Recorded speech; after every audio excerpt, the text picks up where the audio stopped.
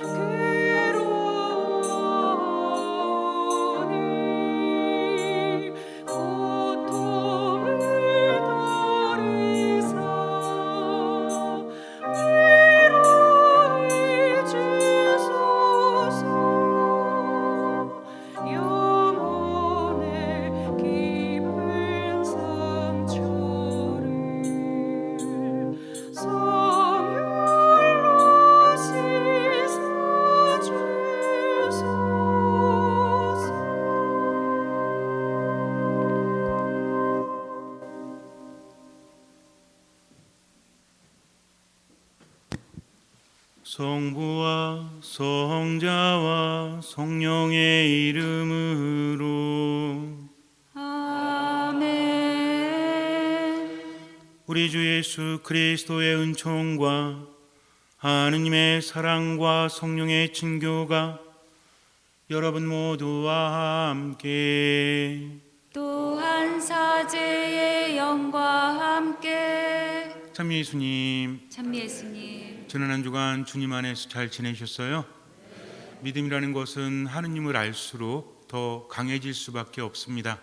억지로 믿음을 갖는 것이 아니라 우리 또한 마찬가지죠. 사람도 그 사람을 알수록 신뢰가 깊어지고 사랑도 깊어지는 것처럼 하느님에 대해서 알면 그분을 사랑하지 않고는 배견할 수 없습니다. 그분은 나를 버리지 않으시는 분, 그분은 나를 나보다 더 잘하시고 나를 나보다 더 사랑하신다는 것, 이것은 우리가 살아가는 이유요, 살아가는 힘이 됩니다. 아무리 힘들고 괴로워도 그분께서 함께 하시면 지금을 살아갈 수 있는 거죠. 인간의 처지는 얼마나 불쌍합니까? 얼마나 가련합니까? 나이가 들수록 또 살아갈수록 점점 힘겹죠. 그러나 하느님께서 함께 하시기 때문에 지금을 살아갈 수 있는 것입니다. 그분을 신뢰하기 때문에 지금을 살아갈 수 있는 것이죠. 이 거룩한 미사를 봉헌하면서 하느님에 대해서 내가 마음으로 알 수 있도록, 영으로 알 수 있도록 은총을 청하면서 우리 마음을 모으도록 하겠습니다. 형제 자매 여러분, 구원의 신비를 합당하게 거행하기 위하여 우리 죄를 반성합시다.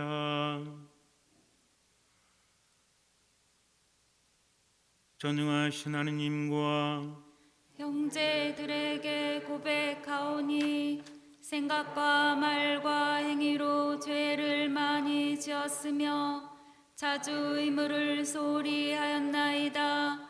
제 탓이오 제 탓이오 저의 큰 탓이옵니다. 그러므로 간절히 바라오니 평생 동정이신 성모 마리아와 모든 천사와 성인과 형제들은 저를 위하여 하느님께 빌어주소서. 전능하신 하느님, 저희에게 자비를 베푸시어 죄를 용서하시고 영원한 생명으로 이끌어 주소서. 아멘.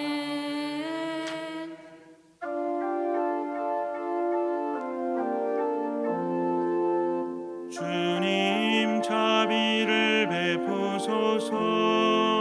주님 자비를 베푸소서.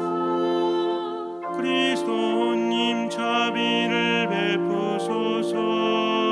그리스도님 자비를 베푸소서. 주님, 자비를 베푸소서. 주님 자비를 베푸소서. 기도합시다. 하느님, 말씀이신 성자를 통하여 오묘하게 인류를 구원하셨으니 그리스도인들이 다가오는 파스카 축제를 열렬한 믿음과 정성으로 준비하게 하소서.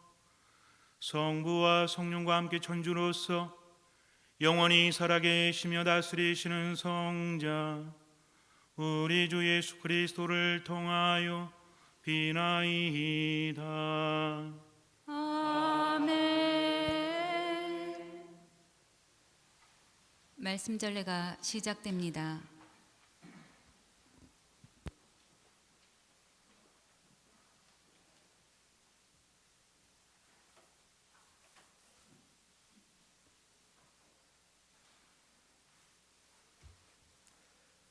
역대기 학원의 말씀입니다.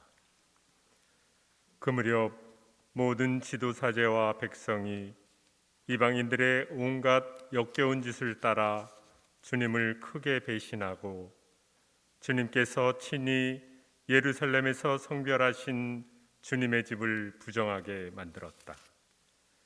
주 그들 조상들의 하느님께서는 당신 백성과 당신의 처소를 불쌍히 여기셨으므로 당신의 사자들을 줄곧 그들에게 보내셨다. 그러나 그들은 하느님의 사자들을 조롱하고 그분의 말씀을 무시하였으며 그분의 예언자들을 비웃었다. 그러다 마침내 주님의 진노가 당신 백성을 향하여 타올라 구제할 길이 없게 되었다. 그들은 하느님의 집을 불태우고 예루살렘의 성벽을 허물었으며 궁들을 모두 불에 태우고 값진 기물을 모조리 파괴하였다. 그리고 칼테아 임금은 칼을 피하여 살아남은 자들을 바빌론으로 유배시켜 그와 그 자손들의 종이 되게 하였는데 이는 페르시아 제국이 통치할 때까지 계속되었다. 그리하여 주님께서 예레미야의 입을 통하여 하신 말씀이 이루어졌다. 이 땅은 밀린 안식년을 다 갚을 때까지 줄곧 황폐해진 채 안식년을 지내며 이른 해를 채울 것이다. 페르시아 임금 키루스 제1년이었다. 주님께서는 예레미야의 입을 통하여 하신 말씀을 이루시려고 페르시아 임금 키루스의 마음을 움직이셨다. 그리하여 키루스는 온 나라에 어명을 내리고 칙서도 반포하였다. 페르시아 임금 키루스는 이렇게 선포한다. 주 하늘의 하느님께서 세상의 모든 나라를 나에게 주셨다. 그리고 유다의 예루살렘에 당신을 위한 집을 지을 임무를 나에게 맡기셨다. 나는 너희 가운데 그분 백성에 속한 이들에게는 누구나 주 그들의 하느님께서 함께 계시기를 빈다. 그들을 올라가게 하여라. 주님의 말씀입니다. 하느님 감사합니다. 내가 너를 생각하지 않는다면 내 혀가 입천장에 달라붙으리라. 내가 너를 생각하지 않는다면 내 혀가 입천장에 달라붙으리라. 바빌론 강기슭 거기에 앉아 시온을 그리며 눈물 짓노라. 그 언덕 버드나무 가지에 우리의 비파를 걸었노라. 내가 너를 생각하지 않는다면 내 혀가 입천장에 달라붙으리라. 우리를 포로로 잡아간 자들이 노래를 부르라 하는구나. 압제자들이 흥을 돋우라 흘러대는구나. 시온의 노래를 불러라. 우리에게 한가락 불러보아라. 내가 너를 생각하지 않는다면 내 혀가 입천장에 달라붙으리라. 우리 어찌 남의 나라 낯선 땅에서 주님의 노래 부를 수 있으랴. 예루살렘아 너를 잊는다면 내 오른손이 굳어버리리라. 내가 너를 생각하지 않는다면 내 혀가 입천장에 달라붙으리라.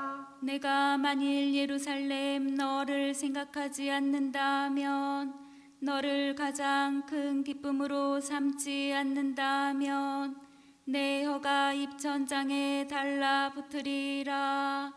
내가 너를 생각하지 않는다면 내 혀가 입천장에 달라붙으리라. 사도 바오로의 에페소서 말씀입니다.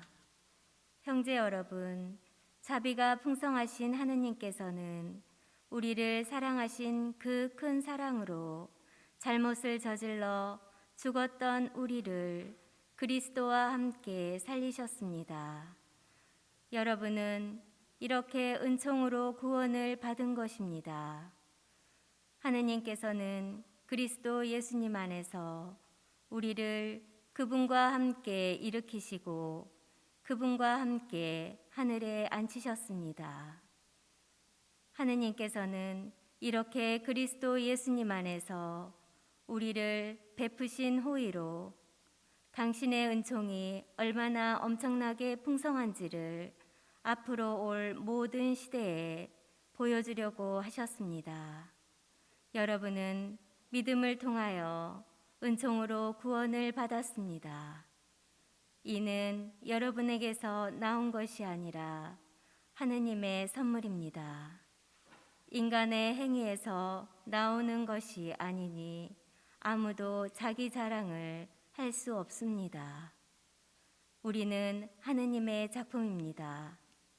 우리는 선행을 하도록 그리스도 예수님 안에서 창조되었습니다. 하느님께서는 우리가 선행을 하며 살아가도록 그 선행을 미리 준비하셨습니다. 주님의 말씀입니다. 하느님 감사합니다.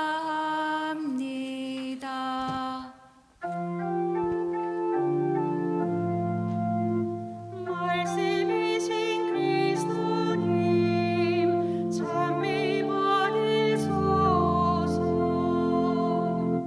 하느님은 세상을 너무나 사랑하신 나머지 외아들을 내주시어 그를 믿는 사람은 누구나 영원한 생명을 얻게 하셨네. 말씀이신 그리스도님 찬미 받으소서. 주님께서 여러분과 함께 또한 사제의 영과 함께 요한이 전한 거룩한 복음입니다. 주님 영광 받으소서.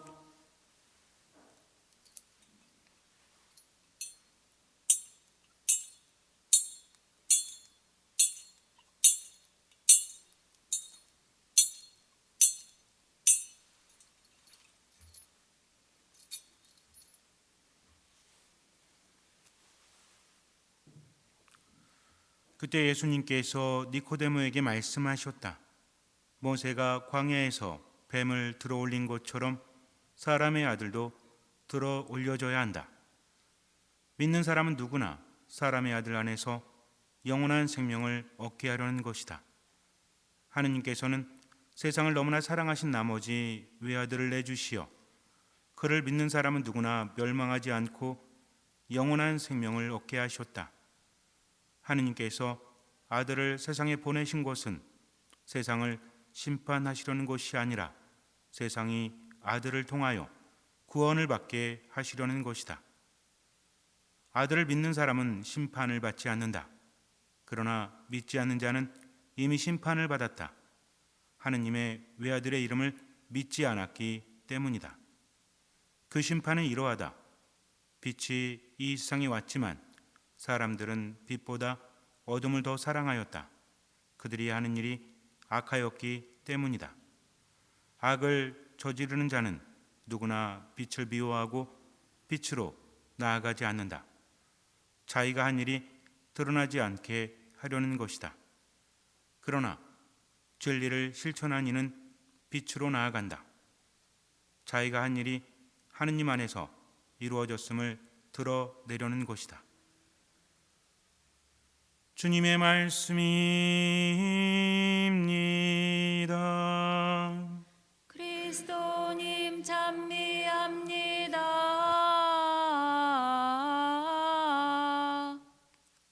스위스의 알프스 산맥 한 자락에 살고 있는 어떤 남자가 있었습니다.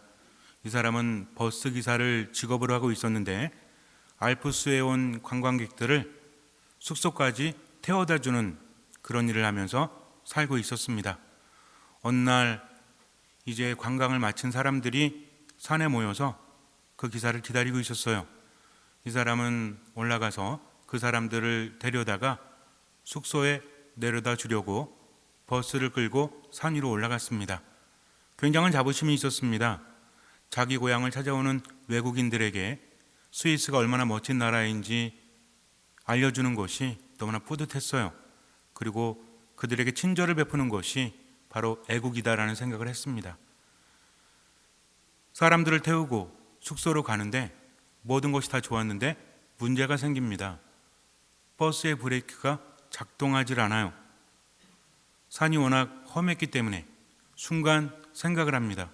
어쩌지? 이 사람들 나 모두 죽게 될 텐데. 그 긴박한 순간에 한 가지를 떠올립니다. 자기 집 앞에 언덕이 있어서 버스의 속도를 늦춰줄 만한 곳이 되었기 때문에 침착하게 자기 집 쪽으로 차를 몰았습니다. 그렇게 몰고 있는 사람들이 하나씩 깨어나기 시작을 해요. 왜냐하면 갑자기 버스가 덜컹거리면서 안전하지 않음을 느꼈기 때문에 하루의 피곤함 때문에 잠이 들었던 사람들은 모두 깨서 불평하기 시작합니다. 아니 차를 왜 이따위로 운전을 합니까? 그런데 그들은 상황의 심각성을 깨닫게 되었어요. 이것은 운전 습관이 안 좋은 것이 아니라 큰일 났구나. 브레이크가 고장이 났습니다. 제가 최선을 다하겠습니다. 여러분들은 앞에 있는 것을 꽉 붙들고 그저 저를 믿어주십시오. 기사는 말하고 정신을 집중했어요. 드디어 집 앞에 거의 도착을 합니다. 이제는 살았구나라는 생각을 했어요. 그런데 집 앞에 아이들이 놀고 있어요. 빵빵댑니다. 아이들은 모두 피했어요. 하지만 한 아이가 버스를 향해서 손을 흔들고 있습니다. 기사는 막 외쳤죠. 피하라고. 하지만 아이는 그것을 듣지 못해요. 순간 고민합니다. 저 아이를 쳐야 되나? 그리고 이 사람들을 살려야 되나? 아니면 이 사람들과 내가 죽고 저 아이를 살려야 되나? 고민을 하다가 결국 그는 아이를 희생시키기로 결심을 합니다. 버스는 아이를 쳤어요. 그리고 언덕 위에 올라가 서게 됩니다. 망연자실했죠. 승객들도 모두 경악했습니다. 왜냐하면 자기들이 살고자 아이를 친 것을 알았기 때문에. 그러나 그 누구도 그 기사를 비난할 수는 없었어요. 더 많은 사람들을 살리기 위해서 그런 선택을 한 거니까. 버스 기사는 내려와서 아이를 안습니다. 피를 흘리고 있었어요. 이내 숨을 거두고 맙니다. 버스 기사는 서글피 울었어요. 사람들이 말합니다. 어쩔 수 없었잖아요. 그러니 슬프더라도 이제는 좀 진정하십시오. 그랬더니 버스 기사가 말하기를 이 아이는 제 아들입니다 라고 말을 했다고 합니다. 실제로 있었던 일이래요. 아이가 손을 흔든 이유는 무엇입니까? 다른 아이들은 버스가 빵빵대니까 피했는데 이 아이는 아빠 차라는 것을 알았거든요. 그래서 아빠가 인사하는 줄 알고 손을 흔들었던 모양입니다. 그래서 결국은 그렇게 죽게 되었던 거죠. 오열했습니다. 죽은 아이는 살아날 수 없었어요. 이 실화가 전 세계에 퍼지면서 많은 사람들은 먹먹한 가슴으로 아무 말도 할 수 없습니다. 우리도 마찬가지죠. 여러분들은 어떻게 생각하십니까? 어쩌면 비난할 수도 있죠. 아들을 살리기 위해서 자신이 죽음을 선택해야 되지 않았나? 혼자였다면 자신의 죽음을 선택했겠죠. 그러나 많은 사람들을 태우고 있었기 때문에 그런 선택을 한 것입니다. 그 누구도 손가락질할 수 없죠. 왜냐하면 우리는 안타깝고 슬프지만 그 자신은 너무나 괴로울 것이기 때문입니다. 자신의 아들을 자신의 버스로 친다는 것은 상상조차 할 수 없는 큰 아픔이기 때문에 그래요. 하느님의 사랑을 닮았다고 합니다. 하느님께서도 우리를 위해서 당신의 하나뿐인 독생성자 예수 그리스도를 보내주셨죠. 우린 잘 알고 있습니다. 교리를 배웠기 때문에. 그런데 그 사랑이 얼마나 큰지를 우리는 정말 알고 있을까요? 하느님의 사랑, 하느님이라는 존재는 전지전능하시고 그분은 그 무엇도 할 수 있는 분이잖아. 너무나 자연스럽게 우리 마음속에 우리 머릿속에 각인되어져 있기 때문에 그 사랑에 대한 느낌이 그리 크지 않을 수도 있어요. 하느님을 따른다고 하면서도 어쩌면 하느님의 관계에 대해서는 깊이 생각하지 않습니다. 내가 열심히 기도하고 그분의 가르침을 따르면 복을 받겠지. 이런 기본적인 생각 안에서 우리는 신앙생활을 할지도 모른다는 거죠. 하지만 신앙은 무엇이라 했습니까? 하느님과의 관계라고 했죠. 우리가 살아가면서 정말 중요한 게 뭘까요? 사람들과의 관계가 가장 중요하지 않습니까? 내가 돈을 버는 것도 열심히 일하는 것도 스스로만을 위한 것이 아니라 사랑하는 사람들을 위한 것이라는 거죠. 돈이 너무나 많아서 정말 너무나 많은 것들을 갖고 있으면서 잘 먹고 잘 입고 잘 산다 한들 세상에 혼자뿐이라면 어떤 의미가 있을까요? 함께하는 사람들이 있기 때문에 그렇게 노력을 하는 거죠. 어쩌면 인간적인 기준으로 볼 때도 인간관계가 가장 중요한 것이 아닌가 생각을 합니다.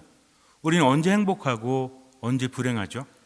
돈은 많은데 옆에 사랑하는 사람이 아무도 없어요. 행복합니까? 불행합니까? 그래도 돈 많았으면 좋겠어요? 아유, 지긋지긋한 왼수 같은 사람들 다 필요 없어? 그렇지 않죠. 인간은 외로울 때 가장 힘들다고 합니다. 아무리 삶이 힘들고 괴로워도 옆에 함께하는 사람들이 있다면 죽음을 선택하지 않죠. 그런데 스스로의 죽음을 극단적인 선택을 하는 분들을 보면 대부분 어떻습니까? 대부분 외롭기 때문에 살아갈 이유를 느끼지 못하기 때문에 정말 힘들어도 함께할 사람이 있다면 언제든 버텨낼 수 있는 거죠. 그러나 외로움은 인간의 마음과 영혼을 갉아먹습니다. 그래서 더 이상 살아갈 희망을 주지 않는다는 거죠. 그래서 우리가 살아가는데도 인간적인 관계가 가장 중요해요. 그 안에서 행복을 느끼고 불행을 느끼기 때문입니다. 신앙도 마찬가지죠. 일방적으로 열심히 기도하고 열심히 신앙생활한다? 그런데 하느님께서는 내 기도를 들어주시지 않으신다? 신앙이 뭔지 안다면 우린 그렇게 쉽게 말할 수 없을 겁니다. 신앙이라는 것은 교리를 많이 알고 성경을 많이 아는 게 아니에요. 그것을 통해서 하느님을 알고 그분을 만나고 그분과 함께 살아가는 겁니다. 이 기본이 제대로 서 있지 않으면 아무리 신앙생활을 오래 한다고 할지라도 우리는 행복할 수 없어요. 하느님을 만나야 돼요. 그분과 함께 살아가야 합니다. 만남이라는 것은 여러 가지가 있죠. 만난다고 해서 무조건 친해집니까? 그렇지 않습니다. 하느님을 얼마큼 아느냐에 따라서 우리들의 신앙은 달라질 수밖에 없다는 거죠. 여러분들도 그렇죠? 나에게 잘해주고 나를 사랑해 주는 사람이 있다면, 그리고 신뢰가 깊게 형성되어 있다면 그 사람이 나에게 시린 소리를 해도 귀를 기울이죠. 근데 워낙 나를 무시하고 나에게 잘해주지 않고 나에게 좋은 마음을 품고 있지 않은 사람이 나에게 충고하면 뭐라고 합니까? 너나 잘하세요 하면서 관심을 안 갖게 돼요. 그러나 내가 정말 좋아하고 신뢰하는 사람, 이런 사람이 하는 말은 무시할 수 없습니다. 그런 사람들의 말은 내 가슴에 박히게 되어 있죠. 안 그래요? 그냥 무시하고 내 마음대로 합니까? 그렇지 않다는 거죠. 하느님을 알면 알수록 그분의 말씀을 내 마음에 간직할 수밖에 없다는 겁니다. 그분이 우리를 얼마나 사랑하시는지 그것을 알면 우리는 사랑하지 않고는 배견할 수 없다는 거죠. 하느님은 우리를 너무나 사랑하셨어요. 그래서 지금도 사랑하시고 끊임없이 우리에게 주십니다. 인간이 죄를 짓고 세상에서 고통을 당하죠. 하느님이 돌봐주지 않으셔서가 아니라 우리가 자유의지로 그런 선택을 하기 때문입니다. 하느님께서는 우리에게 좋은 것을 주려고 하세요. 예수님은 끊임없이 그것을 알려주십니다. 하느님은 어떤 분이시고 하느님이 우리에게 무엇을 해주시는지 끊임없이 알려주시는 거죠. 하느님조차도 마음대로 할 수 없는 것이 있죠. 무엇입니까? 세상을 만든 법칙이라는 것이 있습니다. 우리는 교리를 통해서 그걸 알고 있죠. 기본적으로 뭐죠? 우리가 알아야 될 4대 교리라는 게 있죠. 천주존재, 삼위일체, 강생구속, 상선, 벌학이 있습니다. 하느님은 어떤 분이신지 설명하고 우리가 그 하느님 안에서 선한 일을 한다면 상을 받지만 악한 일을 하면 벌을 받는다. 이 기준은 너무나 명확한 겁니다. 정의의 하느님께서는 이것을 무시할 수가 없다는 거죠. 아무리 사랑해도 인간이 자꾸만 죄를 지으면 하느님 안에 머물 수 없는 겁니다. 하느님 안에 머물지 못하면 무엇을 잃게 되죠? 생명을 잃게 됩니다. 인간이 생명을 잃으면 아무리 많이 소유해도 의미가 없죠. 생명이라는 것이 단순히 숨을 쉬고 살아가는 것입니까? 생명력이라는 것이 있죠. 우린 그렇게 말을 해요. 몸도 그렇지 않습니까? 몸의 기운이 정말 좋으면 우리는 피곤을 모르고 살아가죠. 근데 몸의 생명력이 점점 떨어지면 어떻습니까? 면역력이 떨어지고 몸에 힘이 없으니 세상을 사는 게 너무나 힘들죠. 우리의 영혼과 정신도 마찬가지입니다. 가끔 정신적인 에너지가 떨어질 때 있죠. 생각하기 싫고 귀찮고 스트레스 받을 때 어떻습니까? 짜증이 납니다. 마음도 거기에 반응하게 되죠. 생명력이라는 것은 단순히 생명만 붙어 있는 것이 아니라 세상을 살면서 강한 힘으로 살아가는 거예요. 치유되고 생기가 넘치고 이렇게 살아가는 겁니다. 영원한 생명이라는 것은 단순히 죽은 다음에만 주어지는 것이 아니라 지금 여기에서 우리를 활기차게 만든다는 거죠. 우리의 생명력을 더해 주시는 분은 누구십니까? 하느님이시죠. 특히 성령 하느님의 힘이 우리를 이끄십니다. 믿는 사람 안에서 엄청난 힘으로 그와 함께 하시는 거죠. 그런데 우리는 점점 그 생명을 잃어가고 있어요. 하느님께서는 이것을 주려고 하십니다. 우리는 하느님께 많은 것들을 바라지만 정작 하느님께서는 무엇을 주려고 하신다? 영원한 생명을 주려고 하시는 거죠. 영원한 생명이 뭔지 모른다면 우리는 이렇게 말할지 몰라요. 누가 영원히 삽니까? 그런 거 필요 없고요. 돈 좀 주세요. 그런 거 필요 없고요. 그냥 지금의 문제만 해결해 주세요. 라고 말할지 몰라요. 하지만 가장 중요한 것은 생명이라는 거죠. 영원한 생명 얻는 사람은 세상을 살면서도 행복합니다. 활기차다는 거죠. 이것을 하느님께서는 주십니다. 우리가 행복하는 데 있어서 필요한 나머지가 있다면 그것도 채워주시는 거죠. 그래서 영원한 생명을 얻는 사람은 나머지도 얻게 되지만 그렇지 않은 사람은 나머지를 얻어도 가장 중요한 것을 얻지 못합니다. 그래서 하느님은 무엇을 주려고 하신다? 영원한 생명을 우리에게 주려고 하시는 거죠. 부모가 자식을 사랑할 때 좋은 것을 주려고 하죠. 예수님 뭐라고 하십니까? 빵을 달라는데 돌을 줄 아비가 어디 있느냐? 생선을 달라는데 뱀을 줄 아비가 어디 있느냐? 달걀을 달라는데 정갈을 줄 아비가 어디 있겠느냐? 너희는 악하면서도 자녀들에게 좋은 것을 줄 줄 알거든 하늘에 계신 아버지께서야 더 좋은 것을 주시지 않겠느냐? 그것이 무엇입니까? 영원한 생명이요 하느님 자신이라는 거죠. 성령을 우리에게 주신다고 합니다. 우리는 성령을 받아야 돼요. 성령은 무엇입니까? 우리의 생명력을 더해주시는 분, 하느님 안에 머물 때 우린 그것을 받을 수 있다는 겁니다. 그래서 예수님께서는 기본적으로 영원한 생명을 주려고 하십니다. 나머지도 주시는 거죠. 어쨌든 세상이라는 것은 이렇게 간단하지가 않아요. 우리는 이기적인 마음에 나만 생각하죠. 하느님 계시다면 왜 세상이 이럽니까? 제 기도 들어주시면 어디 덧납니까? 제가 바라는 게 큰 것도 아닌데요. 정말 나를 사랑하시면 주셔야 되는 거 아닙니까? 라고 간단하게 생각을 해요. 근데 인간의 마음이라는 것은 쉽게 변하죠. 뭔가 필요할 때는 그것을 청하지만 시간이 지나면 또 어때요? 또 다른 것을 청하게 돼요. 내 마음이 어떻게 변할지 아무도 알 수 없다는 겁니다. 그래서 청할 뿐이에요. 근데 하느님은 어떠십니까? 나를 나보다 더 잘 아신다는 거죠. 내게 무엇이 필요한지를 하느님은 나보다 더 잘 아십니다. 그래서 좋은 것을 주려고 하시면서 뭘 요구하십니까?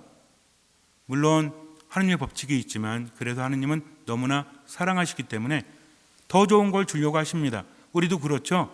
아이들 키울 때 아직은 아이가 완전하지 않을 때 애들이 뭔가 막 바라잖아요. 엄마 아빠 이거 좀 사주세요. 저거 좀 주세요. 그럴 때 무조건 해줄 수 없죠.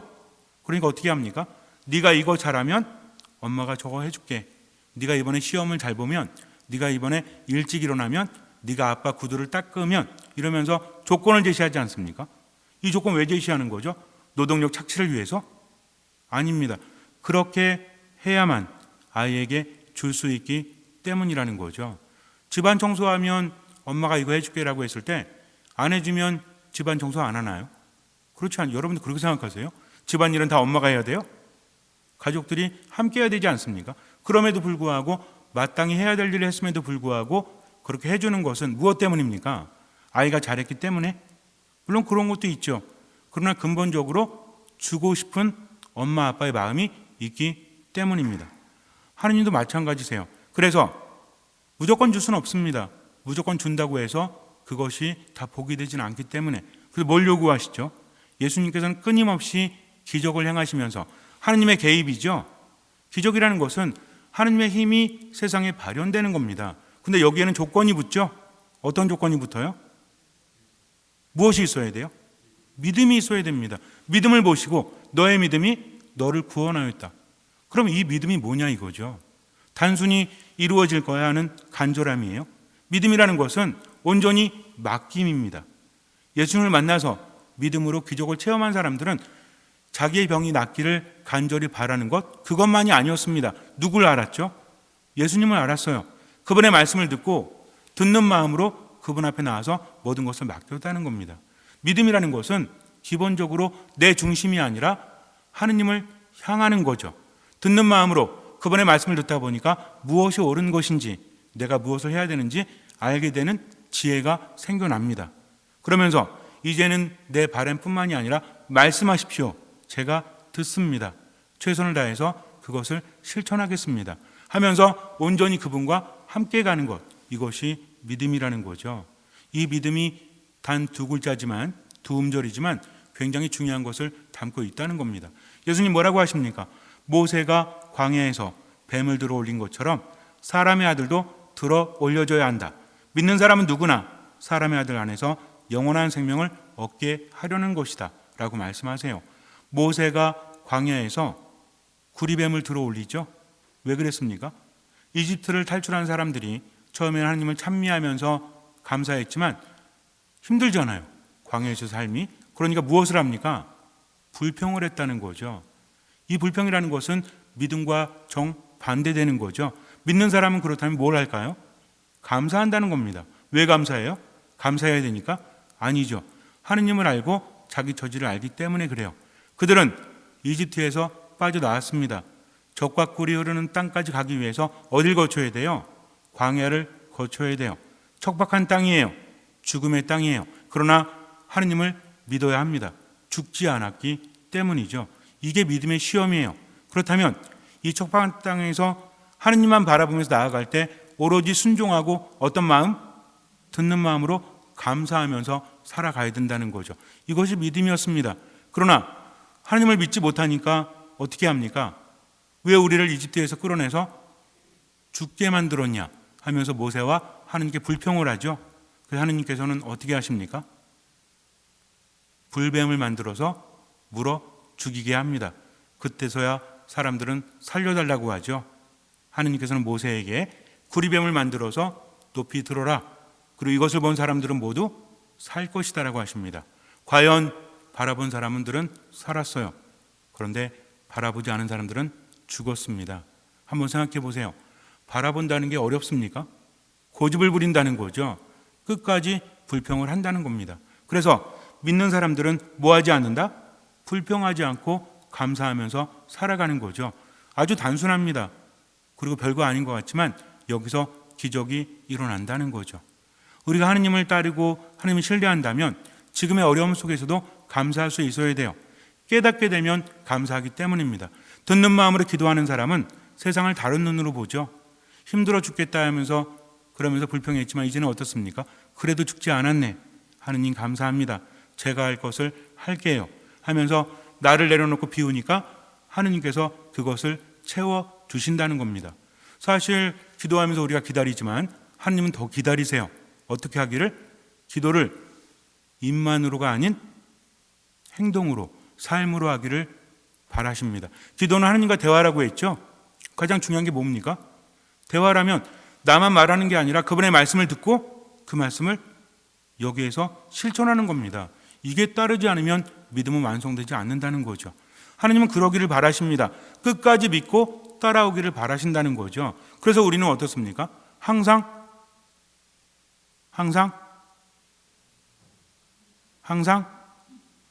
기뻐할 수 있는 거죠. 끊임없이 기도하는 거죠. 모든 일에 감사하는 겁니다. 왜 모든 일에 감사해요? 하느님께서 함께 하시기 때문에. 근데 이 하느님을 느끼지도 못하고 알지도 못하니까 그렇게 하고 싶어도 그게 안 돼요. 왜? 무엇이 없으니까? 듣는 마음이 없으니까. 믿음은 어디서 온다고 했죠? 들음에서 온다고 했습니다. 자꾸 들으셔야 돼요. 듣다 보면 세상이 다르게 보일 수밖에 없고요. 무엇이 감사한지를 깨닫게 됩니다. 살아갈수록 힘은 떨어지고 상황은 안 좋아진다고 할지라도 하느님이 나를 버리지 않으신다는 것, 그분이 나와 함께 하신다는 것, 그래서 그분 때문에 지금을 살아갈 수 있으니 우리는 감사하게 되고, 감사하니까 어때요? 감사하니까 마음이 넉넉해지죠. 불평하는 사람은 어떻습니까? 마음이 불안합니다. 넉넉하지 않습니다. 뭐 하지 않아요? 베풀지를 않는다는 거죠. 선행을 하지 않습니다. 그러나 감사하는 사람은 하느님께 감사하기 때문에 넉넉함을 느껴요. 자주 감사하면서 어떻게 합니까? 그분의 뜻대로 베풀면서 살아가는 거죠. 오늘 저희 독서에서 우리에게 뭐라고 합니까? 우리는 하느님의 작품입니다. 우리는 선행을 하도록 그리스도 예수님 안에서 창조되었습니다. 하느님께서는 우리가 선행을 하며 살아가도록 그 선행을 미리 준비하셨습니다. 라고 에베소서 2장에서 말하고 있죠. 우리는 선행을 해야 돼요. 그래야만 하느님 안에 머물기 때문입니다. 그래야만 그 믿음이 기적을 일으키기 때문이라는 거죠. 정리한다면 이겁니다. 내 상황이 힘들고 괴로워도 하느님을 신뢰한다면 어떤 마음으로? 듣는 마음으로 그분의 말씀을 듣고 내 삶 안에서 무엇을 실천하는 것? 선행을 실천하는 것. 그런데 여기에는 어떤 삶이 선행되어져야 한다? 들었기 때문에 하느님께서 함께 하심을 믿고 감사하는 마음, 이 감사하는 것을 자꾸만 찾게 되면 마음이 넉넉해지고 베풀면서 살아가는 거죠. 근데 불평하면 어떻게 해요? 마음이 넉넉하지 않죠. 절대로 베풀지 않습니다. 하느님을 느끼지 못합니다. 그렇게 괴롭게 세상을 살아가는 거죠. 그래서 하느님께서는 우리를 심판하시는 분이 아니라 어떤 분이시다? 구원하시는 분이시다. 당신의 독생 성자 외아들까지 보내주셨죠. 하지만 세상은 이미 심판을 받았다고 하죠. 어떤 사람이 심판을 받습니까? 그분을 믿지 않는 사람, 그분의 이름을 믿지 않는 사람. 그래서 빛과 어둠을 통해서 예수님은 설명을 하시죠. 빛이 세상에 왔습니다. 근데 어둠에 있는 사람들은 어때요? 빛을 싫어합니다. 웅크린 채 나아가지 않죠. 왜 그래요? 숨길 게 많기 때문에 그래요. 떳떳하지 못하기 때문에 그래요. 그래서 빛을 거부하고 어둠 속에 머물러요. 그러면서 생명력을 잃어간다는 거죠. 그러나 빛으로 나아가는 사람은 어떻습니까? 하느님 말씀을 듣고 자기 삶 안에서 선행을 실천하면서 어떤 마음? 듣는 마음과 함께 어떤 마음? 오늘 제가 하고 싶은 얘기 어떤 마음? 감사하는 마음, 불평하지 않습니다. 그러니 어때요? 하느님을 믿고 그저 지금만 살아가고 나머지는 맡기는 거죠. 우리가 악행을 실천한다고 해서 사실 여기 모인 분들 중에서 그렇게 심한 악행을 실천하는 분이 있을까요? 모르죠. 모르죠. 저는 없다고 생각합니다. 우리 삶이 고만고만하잖아요. 그죠? 혹시 연쇄살인마라든지 아니면 방화범이라든지 아니면 남의 돈을 막 엄청나게 갈취하거나 사기친 분이 이 자리에 앉아 있을 리는 없잖아요. 그렇기 때문에 말씀드리는 겁니다. 그런 분들이 있다면 고해성사 보고 자수하셔야 돼요. 제가 말씀드린 건 뭐냐면 악이라는 것은 그렇게 큰 것만 악이 아니라 하나님을 신뢰하지 못하는 거다. 믿음이 없다. 그래서 기적이 일어나지 않는다. 그렇다면 이 믿음은 무엇이다? 예수 그리스도를 바라보는 거죠. 그분의 이름을 믿는 겁니다. 그러면서 듣는 마음으로 뭐하면서? 감사하면서 뭐하지 않는? 불평하지 않는. 그리고 마지막으로 그 감사함이 무엇으로? 선행으로 이어져야만 무엇이 있다? 믿음이 있다는 거죠. 이런 믿음이 기적을 행하는 겁니다. 그래서 하느님이 나를 얼마나 사랑하시는지 오늘 말씀드린 것처럼 하느님은 나를 너무나 사랑하십니다. 그래서 오히려 구원하시고 기다리시는 분이시다. 문제는 내가 그분 안에 머물지 못하고 믿지 못하고 선행을 실천하지 못하고 감사하지 못하면 결국 그분을 믿지 못하는 거다. 그래서 우리는 희망이 없어도 희망하면서 살아가죠. 누구 때문에? 하느님 때문에. 그리고 누구 때문에? 예수 그리스도 때문에. 그분을 통해서 하느님을 만나기 때문입니다. 잠시 눈을 감으세요. 믿음이라는 것은 다른 것이 아니죠. 믿음이라는 것은 기본적으로 하느님을 신뢰하는 겁니다. 그 신뢰는 말씀을 들음으로 생겨나는 거죠. 마음으로 듣습니다. 영혼으로 듣습니다. 그리고 그분의 말씀이 들렸다면 아무리 삶이 힘들어도 그분을 믿고 지금을 감사하면서 살아가는 거죠. 기회가 있을 때마다 어쨌든 내가 가진 것을 통해서 선행을 실천하면서 살아갑니다. 그럴 때 믿음은 완성되고 기적이 일어납니다. 아무것도 판단하지 마세요. 모든 것을 주님께 맡기고 그분의 뜻대로 지금 살아가세요. 듣는 마음으로. 주님께서는 그 믿음을 보시고 우리 삶에 놀라운 기적을 일으켜 주실 것입니다. 아멘.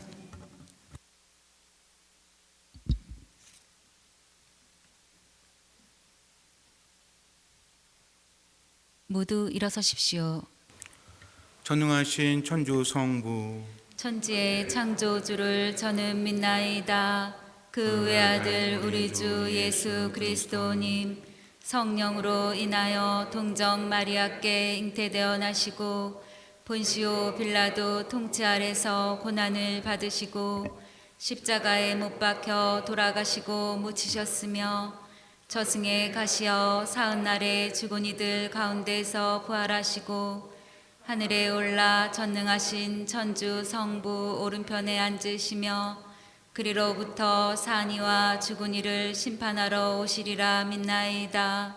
성령을 믿으며 거룩하고 보편된 교회와 모든 성인의 통공을 믿으며 죄의 용서와 육신의 부활을 믿으며 영원한 삶을 믿나이다. 아멘. 형제 자매 여러분, 믿는 사람은 누구나 멸망하지 않고 영원한 생명 얻게 하시는 하느님 아버지께 우리의 필요한 은혜를 청합시다.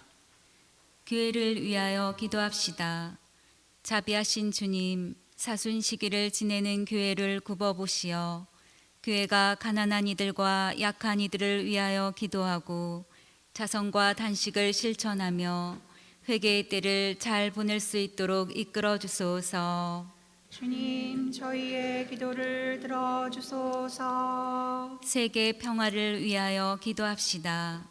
평화의 주님, 내전으로 고통을 겪는 나라들을 굽어보시어 이들이 폭력과 총성을 멈추고 대화하게 하시며 죽음의 공포에서 벗어나 평온한 일상을 되찾도록 도와주소서. 주님, 저희의 기도를 들어주소서.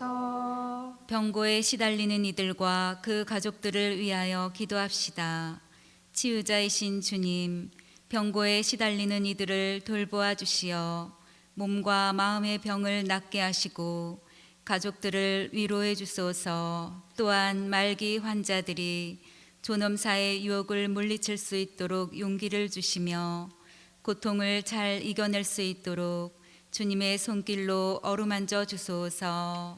주님, 저희의 기도를 들어주소서. 본당 공동체를 위하여 기도합시다.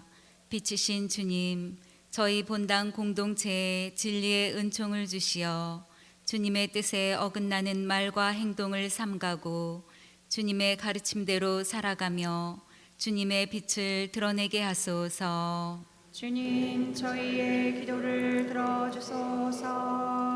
좋으신 주님, 자성과 기도와 단식을 실천하며 사순시기를 잘 지내고자 노력하는 주님 자녀들의 기도를 들어주소서. 우리 주 그리스도를 통하여 비나이다.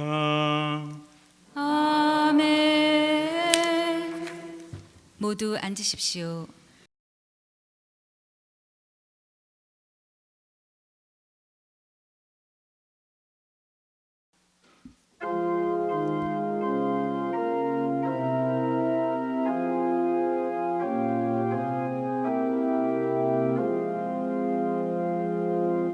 주여, 당신 백성 용서하여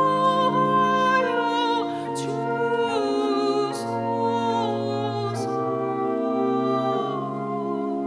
영원히 주여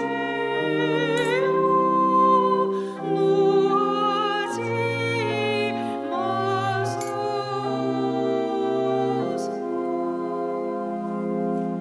주여, 내 기도를 들어주소서. 내 비는 소리를 귀 여겨 들으소서. 당신 종을 심판으로 부르지 마옵소서.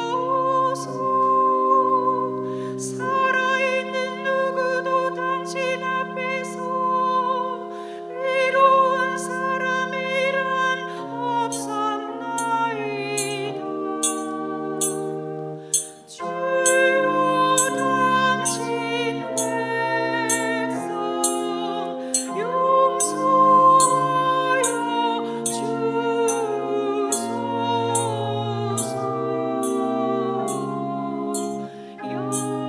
영원히 주여 노하지 마소서.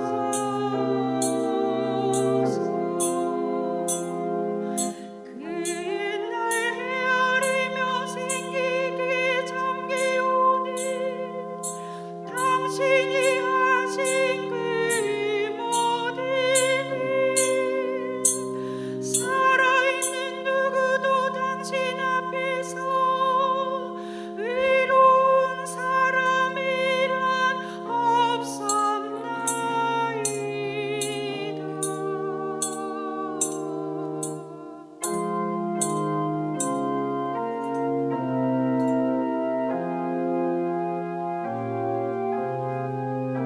모두 일어서십시오. 고개를 숙이고 향을 받으십시오.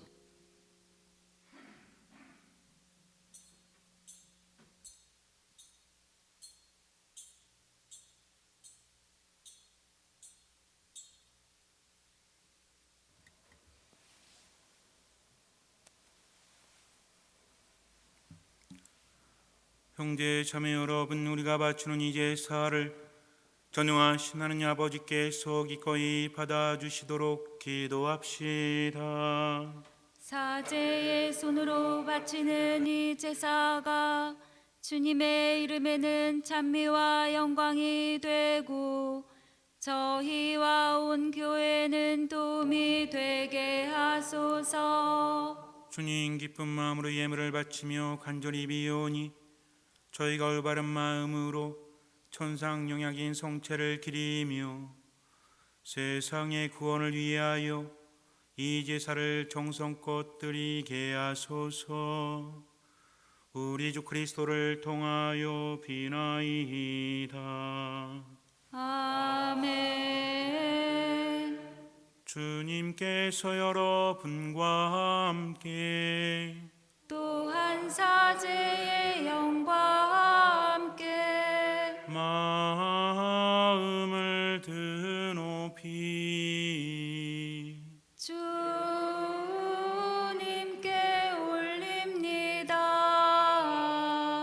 우리 주 하느님께 감사합시다.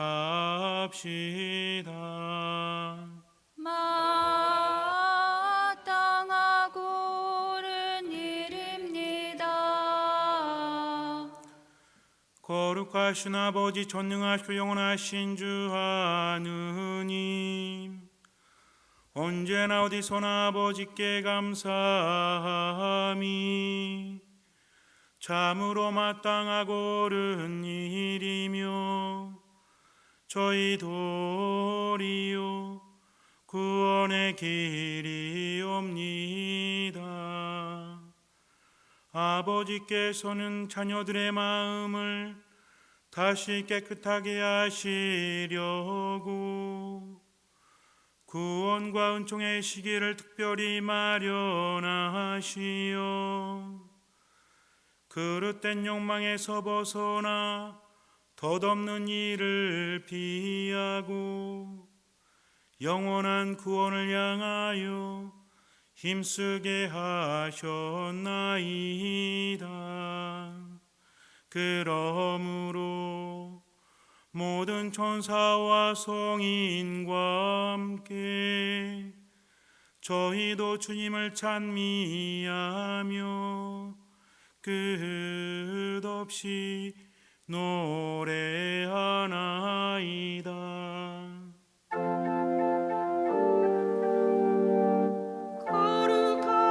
거룩하시도다 거룩하시도다 거룩하시도다 온 일이 취하느님 하늘과 땅에 가득 찬 그 영광 높은 데서 호산나 주님의 이름으로 오시는 분 찬미 받으소서 높은 데서 호산나.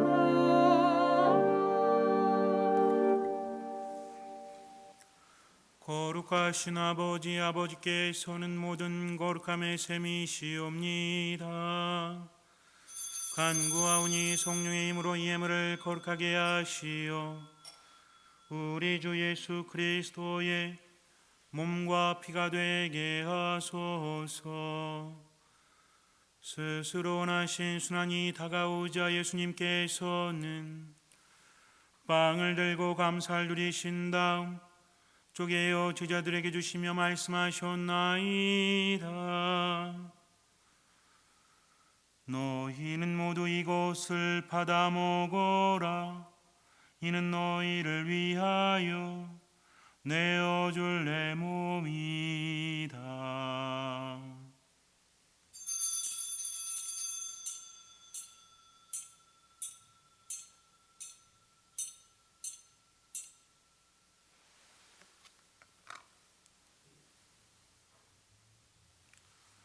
저녁을 잡수시고 같은 모양으로 잔을 들어 다시 감사를 드리신 다음 제자들에게 주시며 말씀하셨나이다.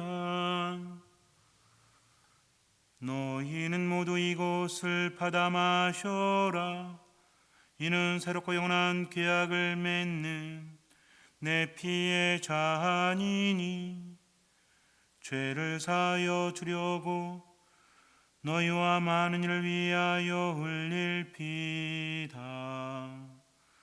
너희는 나를 기억하여 이를 행하여라.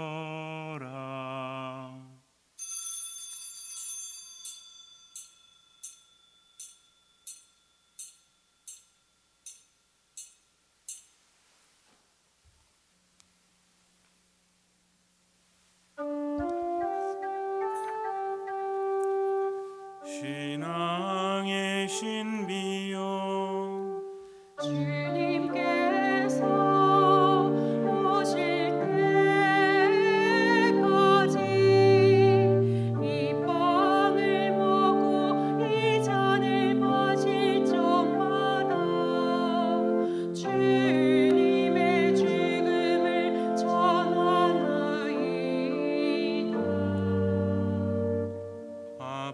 저희는 그리스도의 죽음과 부활을 기념하며 생명의 빵과 구원의 잔을 봉헌하나이다.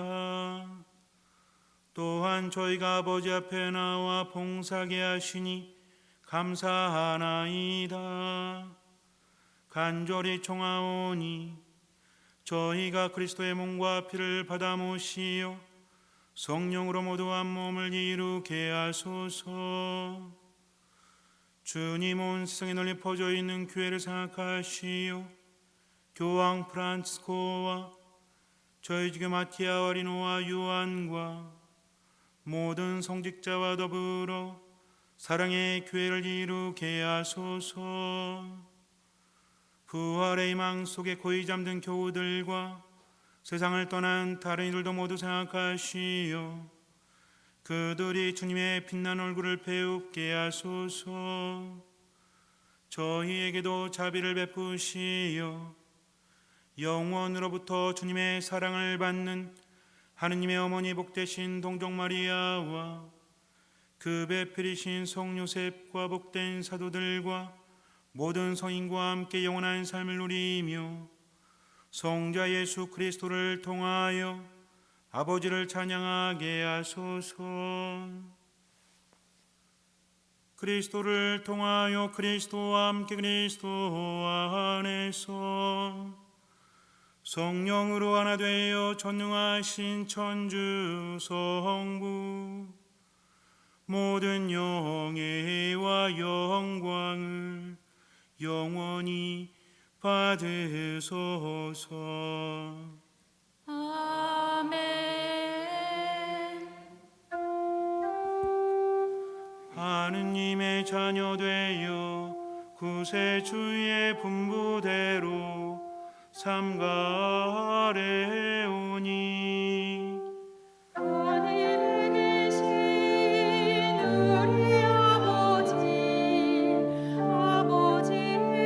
이름이 거룩히 빛나시며 아버지의 나라가 오시며 아버지의 뜻이 하늘에서와 같이 땅에서도 이루어지소서. 오늘 저희에게 일용할 양식을 주시고 저희에게 잘못한 일을 저희가 용서하오니 저희 죄를 용서하시고 저희를 유혹에 빠지지 않게 하시고 악에서 구하소서. 주님, 저희를 모든 악에서 구하시고 한평생 평화롭게 하소서. 주님의 자비로 저희를 언제나 죄에서 구원하시고 모든 시련에서 보호하시어 복된 희망을 품고 구세주 예수 그리스도의 재림을 기다리게 하소서. 주님께 나라와 권능과 영광이 영원히 있나이다. 주 예수 그리스도님 일찍이 사도들에게 말씀하시기를 너희에게 평화를 두고 가며 내 평화를 주노라 하셨으니 저희 죄를 헤아리지 마시고 교회의 믿음을 보시어 주님의 뜻대로 교회를 평화롭게 하시고 하나 되게 하소서. 주님께서는 영원히 살아계시며 다스리시나이다. 아멘. 주님의 평화가 항상 여러분과 함께 또한 사제의 영과 함께 평화 인사를 나눕시다. 평화를 빕니다.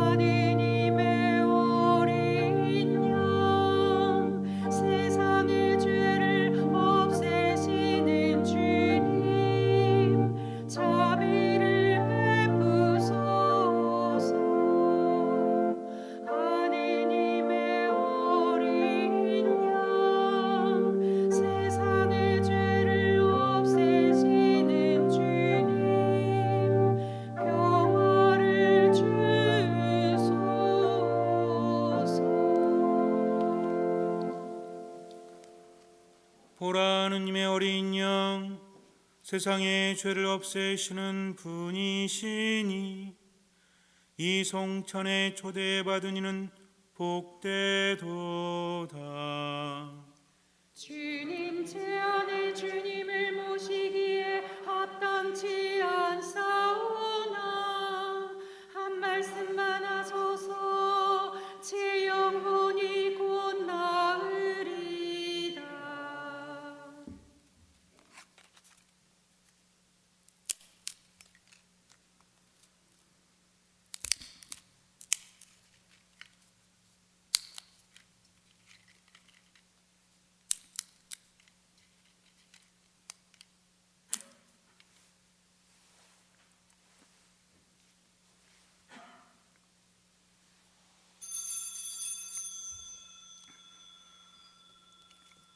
그리스도의 몸, 아멘. 거룩한 성체를 받아 모시는 시간입니다.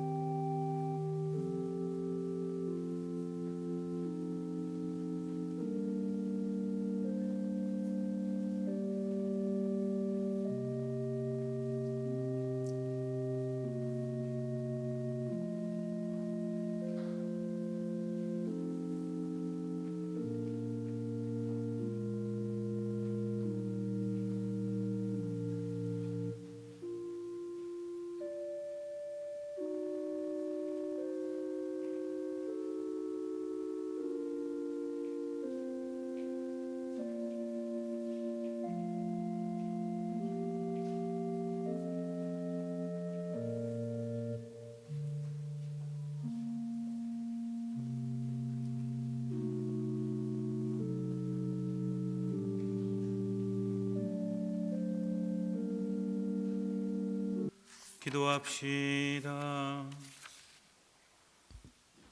주님, 주님께 타놓는 이들을 지켜주시고 약한 이들의 힘을 북돋아 주시며 이 세상 모든 사람을 비추시니 은총의 빛으로 저희 마음도 밝혀주시어 저희가 언제나 하나님의 뜻에 맞는 것을 생각하며 하나님을 진정으로 사랑하게 하소서. 우리 주 그리스도를 통하여 비나이다.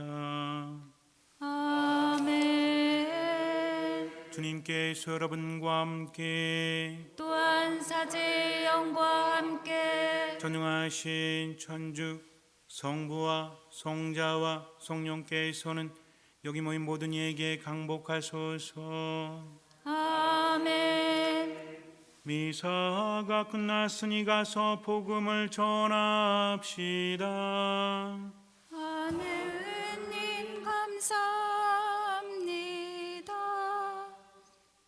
거룩한 미사 성제에서 받은 하느님 은혜에 감사드리며 파견 성가는 독창자가 하겠습니다.